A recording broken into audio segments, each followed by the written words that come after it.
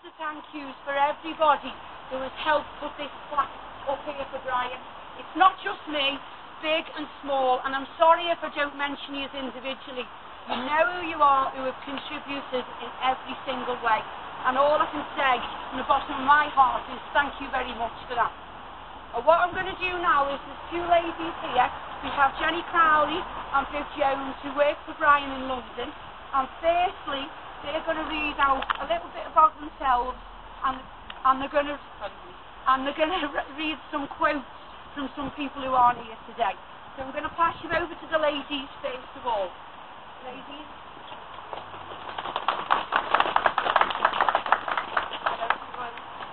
I'm proud and honoured to be invited to be part of this tribute to Brian today. As an 18-year-old receptionist given Ed in Argyle Street. No, too close. As an 18-year-old receptionist at Neb's in Argyle Street, I remember Brian, a kind and charming man who always put me at ease, and it was a very important part of my life. Hello, I'm very honoured to be here today. Brian was extremely kind to me when at 16 the offices in Monmouth Street, the fan club offices, were moved to Argyle Street, and posh offices were very daunting to a 16-year-old. And he took me under his wing. He was very kind. He offered me advice on the fan club and told me I could go to him at any time. I've never forgotten his words. I've never forgotten how relaxed he made me feel. And to this day, I honour him for that.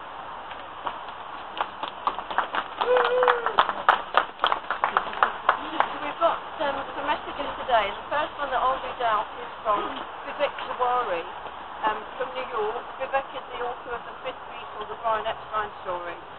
And Vivek says, at the peak of the Beatles' success, a London-based radio journalist was shocked to discover that the band's successful urban British music manager was from Liverpool.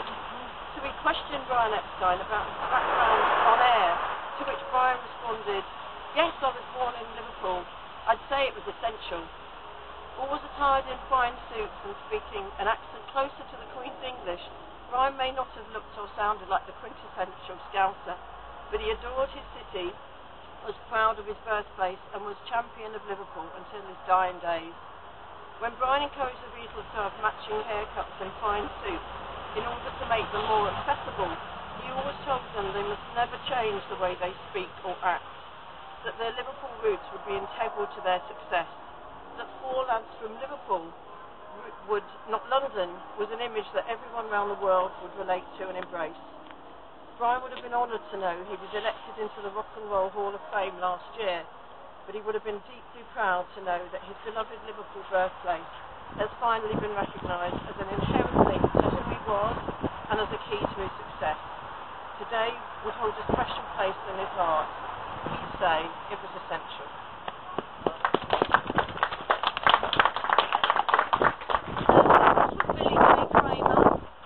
I was honoured to call Brian Epstein my manager, mentor and friend. Brian Epstein came along and discovered the Beatles, who became the biggest rock and roll phenomenon the world has ever known.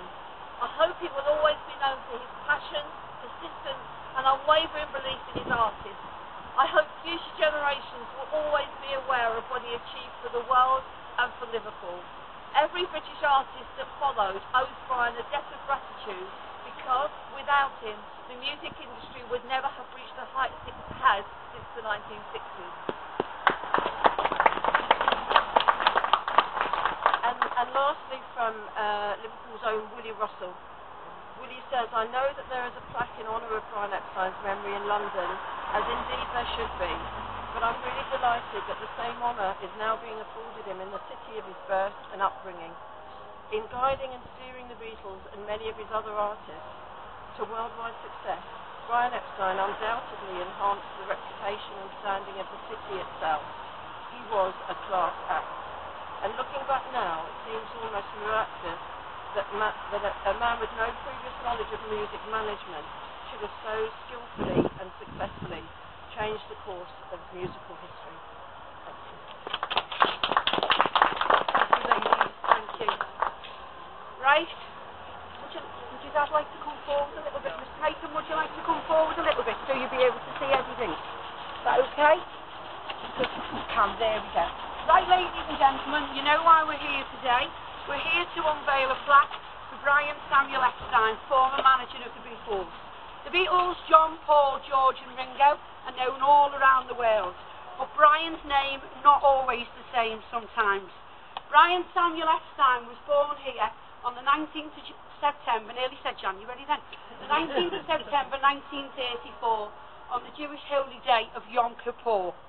Brian, this was his hometown, so he was a true Scouser in every meaning of the word. And it's about time, as we've thought, that he should have some recognition for what he achieved with the Beatles. Brian helped the Beatles on the ladder to success, along with everybody else. Sorry, I'll repeat that again. There's lots of people in Liverpool and all around the world who helped the Beatles just with that, on that first ladder to success. But Brian was the one that put them at the top of the ladder. That's the way we all look at it. How did he do that? He did that because Brian had a vision. He had a vision that he persisted with. He went down to London and they laughed at him. Mr. Epstein, they said, go back to what you know best. Mr. Epstein, they said, guitars are on the way out. But Brian stuck to his vision, and that vision has become all around the world now. He never gave up. He had persistence. He said they were going to be bigger than Elvis. They laughed at him again. But who was laughing 2 years later? 1961, Brian meets the Beatles. 1962, he gets a recording contract. 1963, they've got the first #1. And by 1964, as far as I'm concerned, sorry Julia, they were bigger than Elvis. All around the world. I can't say anything here, can I? and that was because of Brian's vision and Brian's persistence. And because of his persistence now in our city, we have people coming from all around the world.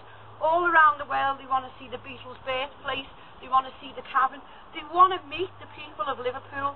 And it was Brian that done that alongside the Beatles. And he definitely deserves this plaque today. Brian's other vision as well, not just with the Beatles, was also with his other artists. On the day he passed away, he had a contract for Cilla Black's television programme beside him on the bed. And Cilla has now become one of the biggest in this country television presenters and television personalities and stuff. And again, that was because of his persistence. Billy J. Kramer, you've just heard from, Jerry Marsden, they're all still travelling around the world. And that was because Brian Samuel Epstein had the vision and the perception. And ladies and gentlemen, here's our tribute to him still. Julia.